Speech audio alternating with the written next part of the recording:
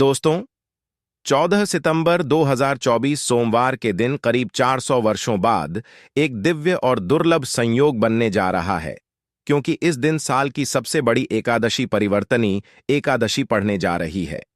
दोस्तों, यह एकादशी शनिवार के दिन पड़ रही है, जिस वजह से इस दिन तीन बड़े योगों का निर्माण हो रहा है, जो कि है धन लक्ष्मी योग, अमृत सिद्धि योग और गज केसरी योग।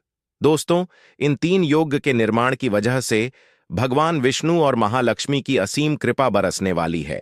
और अगर इस दिन आप चुपचाप किसी को बिना बताए स्वास्थ्य से जुड़ा यह अचूक उपाय कर लेते हैं, तो आपकी सभी समस्याओं का हल संपूर्ण रूप से हो जाएगा। दोस्तों, एक साल में करीब 24 एकादशी पड़ती है और 14 सितंबर 2024 शनिवार को परिवर्तनी एकादशी सभी एकादशी में से सबसे बड़ी मानी जाती है। इस दिन स्वास्थ्य से जुड़ा यह अचूक उपाय आपकी हर परेशानी को कर देगा, चाहे वह धन को लेकर हो या सेहत या संतान की प्राप्ति को लेकर। इसीलिए दोस्तों, वीडियो को आखिर तक जरूर देखें। और दोस्तों, अगर आप भी अपने जीवन में भगवान श्री हरि विष्णु की कृपा पाना चाहते हैं, तो इस वीडियो को लाइक करके कमेंट में जय श्री हरि जय मां लक्ष्मी लिखना ना भूले। दोस्तों, परिवर्तनी एकादशी का दिन श्री हरि विष्णु को और भोलेनाथ को समर्पित है। इस दिन जगत के पालनहार श्री हरि विष्णु अपनी 4 महीने की योग्य निद्रा से जागते हैं। इसके बाद से ही सभी मांगलिक काम आरंभ हो जाते हैं। इसके अलावा एकादशी भगवान विष्णु को प्रसन्न करने के लिए भी बेहद उत्तम मानी जाती है। इस दिन भगवान विष्णु को प्रसन्न करने के लिए कुछ लोग व्रत रखते हैं और पूजा करते हैं। इस दिन सच्ची श्रद्धा और भक्ति भाव से भगवान विष्णु की पूजा करने से सभी मनोकामना पूर्ण होती है। दोस्तों, स्वास्थिक अत्यंत प्राचीन काल भारतीय संस्कृति में कल्या का चिन्ह समझा जाता रहा है, इसीलिए कि किसी भी शुभ काम को करने से पहले स्वास्थिक चिन्ह अंकित करके उसका पूजन किया जाता है। मान्यता है कि ऐसा करने से कामों में सफलता मिलती है, क्योंकि स्वास्थिक के चिन्ह को शुभता का चिन्ह समझा जाता है। इस तरह स्वास्थिक का अर्थ अच्छा या मंगल करने वाला ऐसा बताया गया है। मेन वर्णित है स्वस्तिक सर्वदा रुद्र, अर्थात सभी दिशाओं में सबका कल्याण हो। इस तरह स्वास्थ्य एक शब्द से किसी व्यक्ति या जाति विशेष का नहीं, परंतु संपूर्ण विश्व के कल्याण या वासुदेव की भावना निहित है। किसी भी शुभ काम को करने से पहले गणेश जी का नाम लेते हैं, और हिंदू धर्म में स्वास्थिक को गणेश जी का भी प्रतीक समझा जाता है। वैसे तो किसी भी शुभ काम को पहले स्वास्थिक बनाकर ही थाली में रखते हैं और पूजा करते हैं, क्योंकि ऐसा करने से में खुशियां बढ़ती हैं। स्वास्थिक में 4 तरह की रेखाएं होती हैं और इनका आकार भी एक समान ही होता है। रावेद की भाषा में स्वास्थिक को सूर्य का प्रतीक समझा गया है और उसकी 4 भुजाओं को उपमा दी गई है।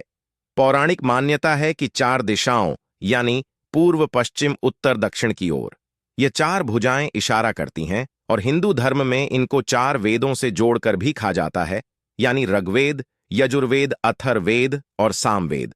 स्वास्थिक की 4 रेखा सृष्टि से रचनाकार भगवान ब्रह्मा के 4 सिरों को दर्शाती हैं, और 4 पुरुषार्थ यानी 4 आश्रम, 4 लोग, 4 देवों यानी ब्रह्मा, विष्णु, महेश और गणेश की तुलना भी की गई है। इसके मध्य में जो बिंदु है भगवान विष्णु की नाभि मानी जाती है, जिसमें से भगवान ब्रह्मा प्रकट होते हैं। और स्वास्थिक की 4 रेखाएं एक घड़ी की में चलती हैं, जो संसार की सही दिशा में चलने का चिन्ह है। यह है स्वास्थ्य महत्ता।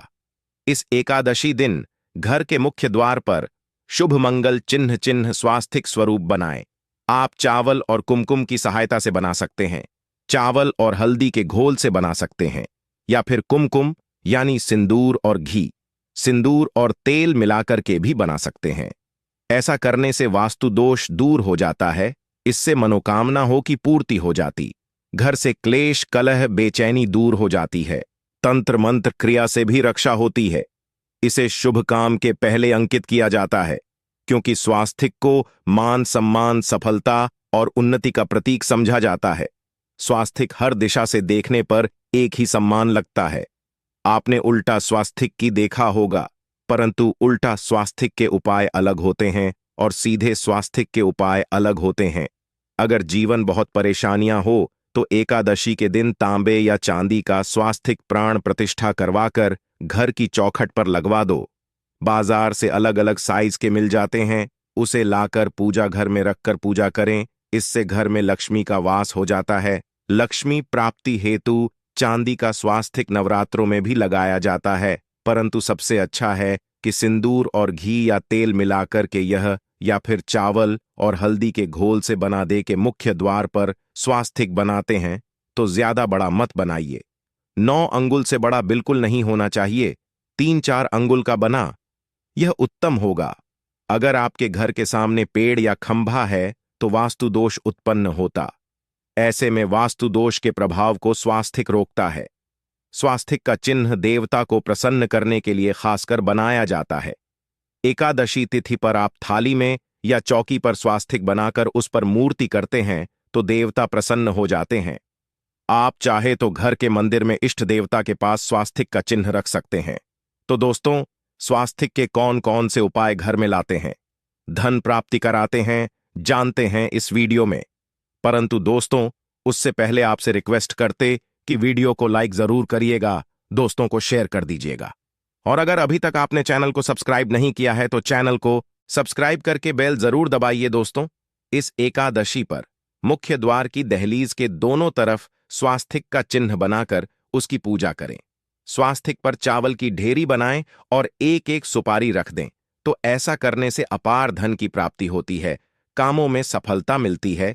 इस एकादशी के दिन नहाने के पानी में तुलसी का पत्ता या बेलपत्र डालकर नहाई। यह स्नान के जल में जब आप बेलपत्र डाल देते हैं तो सभी तीर्थ स्थानों में स्नान करने सम्मान पुण्य फल आपको हासिल हो जाते हैं। आप चाहे तो मैं कुशा घास भी डालकर नहा सकते हैं। एकादशी पर भगवान श्री हरि विष्णु जी के साथ ही मां हौल लक्ष्मी और भगवान शिवा की पूजा करें। इस दिन इनके संयुक्त पूजन से आपके जीवन की सारी परेशानियां समाप्त हो जाती हैं। इस दिन आप अपने घर के पूजा स्थान पर एक में कुमकुम से स्वास्तिक बना ले। स्वास्तिक के ऊपर थोड़े से अक्षत और एक सुपारी रख दे। इसे 21 दिन तक वही रहने दे। बाद में सुपारी को उठाकर की मूर्ति के पास रख दे। 2 दिन तक यह बने रहने से आपके जीवन में कभी धनन की कभी कमी नहीं होती। इस एकादशी पर आप यह उपाय कर लेंगे तो लंबे समय तक यह आपको लाभ देता रहेगा। पितरों की कृपा पाने के लिए भी स्वास्तिक काम आता है। इसके लिए स्वास्तिक का चिन्ह घर के मुख्य द्वार के गोबर से बनाना चाहिए। इससे घर की सुख शांति बनी रहती है, पितरों की कृपा बरसती है। दोस्तों, कहा जाता है कि एकादशी के दिन पीपल की जड़ में अगर एक लोटे जल में एक चुटकी काले तिल और थोड़ी सी शक्कर डालकर जल अर्पित करें तो इससे पितृदेव की विशेष कृपा मिलती है और धन लक्ष्मी भी प्रसन्न हो जाती है। धन दौलत, सुख समृद्धि, यश मान सम्मान में वृद्धि होती चली जाती है। अगर आपकी कोई विशेष मनोकामना है, उस मनोकामना की पूर्ति के लिए आप एक विशेष उपाय कर सकते हैं। दोस्तों, कई बार लंबे समय तक हम किसी मनोकामना को लेकर चलते हैं, अनेक प्रयासों बाद भी पूर्ण नहीं हो पाती। ऐसे में एकादशी के दिन आप आसपास के किसी भी मंदिर में जाकर मंदिर की दीवार पर सिंदूर से उल्टा स्वास्तिक बना दें। मनोकामना पूर्ति की प्रार्थना भगवान से करें, जरूर पूर्ण हो जाएगी। और जब आपकी मन्नत पूरी हो जाए तब जाकर वहीं पर सीधा स्वास्तिक बना दें और भगवान को धन्यवाद दें। इस एकादशी पर भगवान श्री हरि की पूजा करेंगे तो उन्हें 2 हल्दी की गांठें जरूर अर्पित की और बाद में हल्दी की गांठ को पीले कपड़े में लपेटकर तिजोरी में रख दें। आपने पहले भी हल्दी की गांठें रखी हो है तो उसको ही पूजक वापस रख दे। दोस्तों, एकादशी पर विष्णु जी की पूजा में उन्हें केसर कमल का पुष्प के लिए गेंदे का फूल अर्पित करें। जिस थाल को आप गन्ने से बजाएंगे उस थाल में भी सिंदूर से एक स्वास्तिक का चिन्ह जरूर बना लें। उस स्वास्तिक के दोनों तरफ 2 खड़ी रेखाएं भी बनाएं। फिर उस थाली को हुए प्रभु को जगाए मंगलाचार कीजिए। यह स्वास्तिक का चिन्ह आपके जीवन की सारी परेशानी को दूर करेगा। जीवन में खुशी इस एकादशी के दिन विशेष मंत्र का जाप जरूर करें। आप मंत्र का जाप कर सकते हैं या फिर विष्णु जी के महामंत्र ओम नमो भगवते वासुदेवाय का, इसमें से किसी भी एक मंत्र का जाप कर सकते हैं। जो भी मंत्र आसान लगे उसका जाप कर ले। इस एकादशी के दिन अपनी मनोकामना की पूर्ति के लिए यह उपाय कर सकते हैं। आप तुलसी में जब जल अर्पित करेंगे तब एक लोटे में जल लेकर उसमें छुटकी हल्दी, 2-4 बूंदे दूध, थोड़ी सी मिश्री और 1 छुटकी अक्षर डालकर ही अर्पित करें। और शाम के समय तुलसी के समक्ष घी का दीपक जलाए। इस दीपक में 1 सिक्का रख दें और बाद में इस सिक्के को उठाकर संभाल के रखें। तुलसी को विष्णु प्रिय भी कहते हैं, इसलिए देवता जब जागते हैं तो सबसे पहले प्रार्थना तुलसी की सुनते हैं। वैसे यह सिक्का रोज के दीपक में भी आप डालकर दीपक जला सकते हैं। ऐसा करने से एसएस का सिद्ध हो जाएगा। फिर जब भी महत्वपूर्ण काम से आप घर से बाहर हैं तो इस सिक्के को साथ में रखकर निकले। आपको काम में सिद्ध जरूर हासिल मिलेगी। इस दिन दीपक का उपाय जरूर ही करें। एक दीपक घर के मुख्य द्वार पर अंदर की तरफ से या फिर पास के किसी मंदिर में 1 दीपक, तुलसी के नीचे 1 दीपक, अपने घर के पूजा स्थान पर इस दिन जरूर जलाए। पूजा के बाद आरती जरूर करें। आरती की थाल में कुमकुम से स्वास्तिक बनाकर उस पर फूलों की पंखुड़ी और थो अक्षत रखकर फिर दीपक जलाकर प्रभु की आरती करें, सर्वोत्तम होगा। परंतु याद रखें कि भगवान श्री हरि विष्णु को अक्षत अर्पित नहीं किए जाते, मां लक्ष्मी को अर्पित किए जाते हैं। अगर विष्णु जी को अर्पित करना चाहते हैं तो हल्दी से रंगाकर रर ही पी लें। अक्षत अर्पित करें तो दोस्तों विधि विधान से इस दिन पूजा आराधना करें, स्वास्तिक के उपाय जरूर करें और विष्णु जी के साथ ही शिवाजी और माता लक्ष्मी की असीम कृपा पाको बनाए। दोस्तों, भगवान विष्णु की कृपा के लिए इस एकादशी के दिन स्नान करते समय पानी में 1 छुटकी हल्दी डाल लें। इसके बाद स्नान करें और पीले रंग के वस्त्र धारण करके भगवान विष्णु की विधि विधान से साधना करें।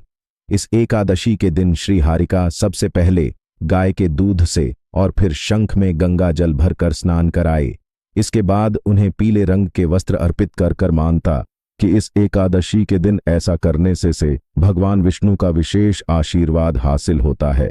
इस एकादशी के दिन भगवान विष्णु की पूजा करते समय उन्हें केसर अथवा पीले चंदन या हल्दी का तिलक लगाए। साथ ही साथ भगवान विष्णु के प्रिय पीले रंग के फूल और पीले फल चढ़ाए। मान्यता है कि इस उपाय को करने से भगवान विष्णु शीघ्र ही प्रसन्न होकर भक्तों को मनचाहा आशीर्वाद देते हैं। आपके नजदीक भगवान विष्णु का मरना हो तो आप भगवान विष्णु के अवतार भगवान श्री कृष्ण की मूर्ति की भी पूजा करके इस एकादशी का पुण्य फल हासिल करें। ईश्वर की साधना आराधना में मंत्र जप का विशेष महत्व होता है। ऐसे में राम दरबार की तस्वीर अपने घर में लेकर आए और श्री राम दरबार की तस्वीर का पूजन करें, या उनकी मूर्ति या उनसे जुड़ी किसी तरह की कोई चीज आपके पास है तो आप उनका पूजन करें। सारे देवी देवताओं का आपको आशीर्वाद मिल जाता है। हनुमान जी से लेकर सीता माता, भगवान श्री राम और अन्य देवी देवताओं का भी आशीर्वाद मिल जाता है। निश्चित तौर पर अपने घर के पूजा घर में एक साथ आप यह तस्वीर रख सकते हैं। इससे आपके जीवन में राज्य योग की हासिल हो सकती है। दोस्तों, इसी तरह यदि आप अपने घर के पूजा घर में या किसी अन्य स्थान पर यदि कोई तस्वीर रखना चाहते हैं और उसे लगाकर अपने घर में लाभ हासिल करना चाहते हैं तो अपने घर में या पूजा आपको निश्चित तौर पर त्रिदेव की तस्वीर या मूर्ति एक ही स्थान पर लाकर अवश्य रखनी चाहिए। ब्रह्मा, विष्णु और महेश, इन तीनों की संयुक्त से एक साथ तस्वीर अपने घर के मंदिर में या अपने घर में कहीं भी लाकर रख देनी चाहिए। समझा जाता है कि इन 3 देवताओं के एक साथ दर्शन करने मात्र से हमारे बड़े से बड़े विघ्न और बड़े से बड़े कर्ष ऐसे ही समाप्त हो जाते हैं। इसी वजह से इन तीनों की एक साथ में तस्वीर या मूर्ति लाकर आपको पूजा अवश्य करनी चाहिए। दोस्तों, अब बात करते हैं कि कुछ ऐसी तस्वीरें होती हैं या ऐसी मूर्तियां होती हैं जिनको आपको अपने पूजा घर में स्थान ही नहीं देना चाहिए। यदि आपने इन तस्वीरों को या मूर्ति को अपने घर के पूजा घर में स्थान दिया है तो समझ लीजिए कि आपको कंगाली का सामना करना पड़ेगा या फिर देवी देवताओं की क्रोध का सामना करना पड़ेगा। दोस्तों, और एक बात बता कि मंदिर में कभी भी विषम संख्या में गणेश जी की मूर्तियां ना रखें। जैसे कि 1, 3 या 5 ऐसे रखना समझा जाता है। 2 मूर्तियों को एक साथ रखना शुभ समझा गया है। यदि आप सिर्फ गणेश जी की मूर्ति रखते हैं तो इसके अलावा किसी भी तरह की मूर्ति आपको नहीं रखनी चाहिए। दोस्तों, स्थापित करते वक्त ध्यान दें कि गणेश जी का चेहरा सदैव घर के मुख्य दरवाज की तरफ होना चाहिए ताकि आपको अच्छे और सच्चे धन लाभ की हासिल हो। और इस बात का ध्यान रखें कि घर में अंगूठे से बड़े आकार का शिवलिंग आपको भूल कर भी नहीं रखना चाहिए। सदैव एक छोटा सा शिवलिंग रखें और इससे ज्यादा शिवलिंग नहीं रखने चाहिए। दोस्तों, वैसे तो कोई अपने घर में शिवलिंग रखना ही नहीं चाहिए। उसके बाद भी यदि रखते हैं तो अंगूठे से बड़े आकार का शिवलिंग आपको नहीं रखना चाहिए। आप छोटा शिवलिंग रख दें और ध्यान रखें कि एक से ज्यादा शिवलिंग आपको भूल कर भी नहीं रखने हैं। घर में यदि आप शिवलिंग रखते हैं तो शिवलिंग के ऊपर आपको तुलसी भूल कर भी अर्पित नहीं करनी चाहिए। यदि आपने शिवलिंग रख लिया है और उस पर तुलसी अर्पण कर दी तो देवी देवताओं के का आपको सामना करना पड़ेगा। दोस्तों, मंदिर में यदि आप जी की तस्वीर रखना चाहते हैं, आप हनुमान जी के अनन्य भक्त हैं, तो बैठे हुए हनुमान जी की मूर्ति ही रखें। उन्हें शिवा का 11 रुद्र अवतार समझा जाता है, इसलिए उनकी भी शिवलिंग की तरह ही मूर्ति रखें। साथ ही जो पति पत्नी होते हैं, नए वैवाहिक जीवन की शुरुआत करते हैं, तो हनुमान जी की मूर्ति या तस्वीर को अपने कमरे में, अपने बेडरूम में आपको भूलकर भी नहीं रखनी चाहिए, अन्यथा इससे जीवन कई तरह के दोषों का सामना करना पड़ता है। दोस्तों, हनुमान जी ब्रह्मचारी हैं, तो इस आपको अवश्य ध्यान रखना चाहिए। दोस्तों, राधा कृष्णा की मूर्तियों को यदि आप जैसे अपने क्षण कक्ष में सोते हैं और उन्हें आपके बेर के सामने की तरफ रखा है कि जैसे कि आप सुबह उठे और आपको उठते ही पहले उनके दर्शन हो जाए, तो समझ लीजिए कि आपका जीवन मालामाल होने वाला है। किसी भी तरह का कोई दोहक धन की चिंता आपके जीवन में रहेगी। दोस्तों, इसी तरह यदि माता दुर्गा की तस्वीर आप अपने घर में लेकर आना चाहते हैं और चाहते हैं कि माता दुर्गा की तस्वीर के माध्यम से आप जीवन में समृद्धि देखें, तो दोस्तों, भूल कर भी आपको माता दुर्गा की क्रोधित अवस्था की तस्वीर, जैसे कि महाली की तस्वीर या फिर महिषासुर का वध करते हुए या क्रोधित अवस्था में माता लक्ष्मी की, माता दुर्गा की तस्वीर लाकर आपको उनकी पूजा नहीं करनी चाहिए। दोस्तों, सदैव और सुंदर मुख वाली तस्वीर ही अपने घर के अंदर लाकर पूजा करनी चाहिए।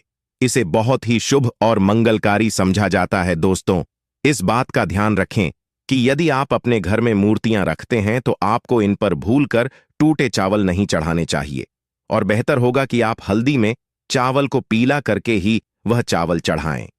किंतु टूटे हुए चावल आपको भूलकर भी माता लक्ष्मी को या अपने घर में देवी देवता नहीं चढ़ाने चाहिए। दोस्तों, इसी तरह इस बात का भी ध्यान रखें कि अपने घर के मृत परिजनों की या पूर्वजों की तस्वीर मंदिर में स्थापित ना करें। ऐसा करना अशुभ समझा जाता है, और यदि आप ऐसा लगातार कर रहे हैं तो निश्चित तौर पर आपके परिवार के ऊपर दोष लग सकता है। पितरों का भी दोष सकता है। पितरों की पूजा एक अलग स्थान पर की जाती है, घर के मंदिर में उनको स्थापित नहीं किया जाता है। दोस्तों, इसी तरह भगवान भैरव की तस्वीर या भगवान शनिदेव की, राहु केतु की, इस तरह की तस्वीरें अपने घर में नहीं लेनी चाहिए। प्रतीकात्मक रूप से आप घर के पानी रखने के स्थान पर उनकी पूजा कर सकते हैं, क्योंकि इनकी साधना तंत्र मंत्र और खास पद्धति से की जाती है। घर के अंदर आप ऐसे ही इनका पूजा पाठ नहीं कर सकते। तो दोस्त, आज के लिए बस इतना ही आपसे निवेदन है कि आप हमारे चैनल को सब्सक्राइब करें और अपने दोस्तों के साथ शेयर करें। आप सभी का धन्यवाद।